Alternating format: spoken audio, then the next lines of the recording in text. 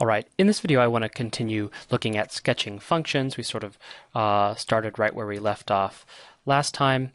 And in this case, I want to look at sketching the function, say x of t is equal to sine, a trig function, this, theta plus 45 degrees. We'll use our angles and degrees for a while. Okay, so what does this look like? Well, we know it's going to look something here like sine of theta. And so let's get a graph of a sketch of what that looks like. Okay, I'm just going to do it for one oscillation here. So I know that there's 360 and one full oscillation. Here's 80. And here's 90, and then 270. So I need to know what sine theta looks like. And so if this is -1 and 1, positive 1, then I know that sine comes to a maximum, it starts at 0, maximum at 90, comes back through a 0 at 80, another maximum at -1, or minimum, at 270, and back to 360. So that's sine of theta. I could have done that in purple to compare with that one, but that's fine. So I want theta, sine of theta plus 45. So for my green function, at theta is equal to 0, that's sine of 45 degrees, which is about the square root of 2. That's about right here, right? It's the same. There's for sine theta, 45 degrees is there. And so sine of 45 degrees is 1 over the square root of 2. We'll say, or right, so we'll have it, right, it should be about 0.7. So my graph isn't quantitative, but that's okay. It doesn't have to be quantitative as long as it has the main qualitative features. So it starts at about 0.7. And it's going to have a maximum then at sine of 90, which is theta is equal to 45. So it comes to a maximum there, and then it's going to come to a 0 at about 180 minus 45, and then a maximum here, and then it comes back to 0, about 45 degrees less than 360, and then comes back up to about 0.7. So this function is going to look like this. And so here's an example where you might think, well, does this mean it shifted 45 degrees to the left or the right, or how does that work? It in fact was a whole lot easier just to go back and graph sine theta, which you should be familiar with, and then you can see where to graph sine theta plus 45. You see that the sine of theta plus 45 degrees is the same, right, this is theta, is the same as taking sine theta and shifting it negative 45 degrees. And so that might be something useful to remember. All right, so let's look at it, do a couple more examples. The next one I'm interested in looking at is now a combination of functions, a product of functions. I want an exponential, e to the minus t, times sine of 1000 t. Now, that might seem a little silly, but I'm measuring t in degrees at, I'm measuring these angles in degrees. So I just made that up so that as t goes through, say, 1 second, it does about 3 oscillations.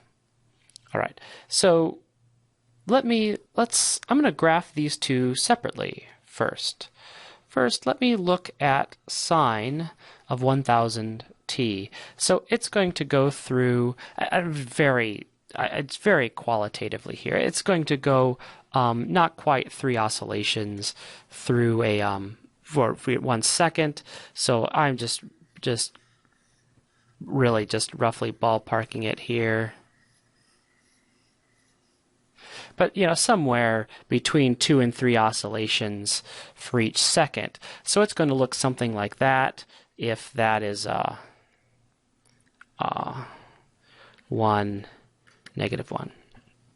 And so then I could have made that I could have made that bigger. Oh well. Let's add a 2 here. So now I'm going to graph this function here, which is 2 e to the minus t. So by t is equal to 1, it will equal to about 1/3 that value, and by t is equal to 2, it'll be about 1/9 that value. So this is going to decay and then goes to 0. So this is exponentially decaying. So then what does the product of these two look like? Well, it's going to start at 0 because the t is 0, but when it's in the second range, the amplitude of the oscillation, where the exponential is greater than 1, is going to be greater than the original oscillation. But as the exponential goes to 0, the oscillation dies out. So if I were to just sort of plot that over here, I might start with an oscillation that's larger than my original, but then it decays, and eventually it's indistinguishable as it goes to 0. So you have an oscillation whose amplitude is exponentially decaying. And that's useful physical insight that you can gain by being able to sketch these types of functions. All right, so let's do one more example here. And as you might imagine, these functions are not randomly chosen. This sort of thing shows up in some physics topics. So now let's look at this product. X of t is now a polynomial, x squared times e to the minus x over 2. I'm going to define this for x greater than 0. So what does this function look like? So I'm going to draw a graph here. T, I changed, sorry. I went to x, I apologize. I want x of t, t squared e to the t minus t over 2 for t greater than 0. So this is t, and this is x of t. And so to graph this function, the first thing I'm going to do is look at t squared. I know what that looks like. It's a parabola that goes up. And axis may not be the same. That's fine. We'll just look at it very qualitatively here. A parabola that goes up, we know what that looks like. All right. And then we'll look at our exponentially decaying function. It starts at some value positive and then decays exponentially. All right. So what does the composite of this look like? Composite, that's probably a bad word. The product of these two functions. What does a product look like? And so, well, the product starts at 0 because as t goes to 0, the t squared goes to 0. And in fact, as t goes to infinity, wrong color.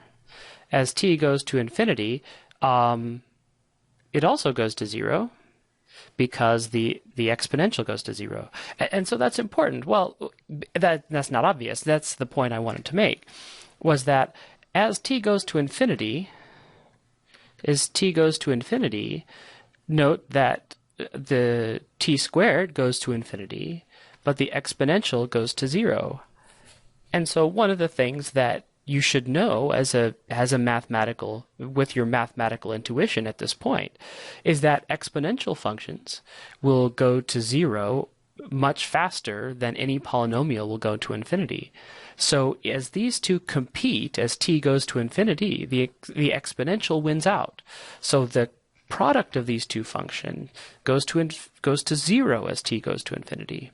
But they reach a maximum sort of somewhere in this region. So the function increases to some maximum and then turns around and decays to 0. And so this is sort of the result of our composite function x of t. And so this is the sort of thing that you want to be familiar with. It's useful if you're on a software that can graph these functions, to look at what some of these look like as we start working with them. And remember these types of rules of thumb, like when the exponential would go to 0 faster than any polynomial goes to infinity. Things about how trig functions shift when you introduce a phase constant, what exponentials look like, how polynomials go to 0 and infinity relative to each other. These are all part of a mathematical intuition that you want to have as you go back and forth between different representations of solving problems.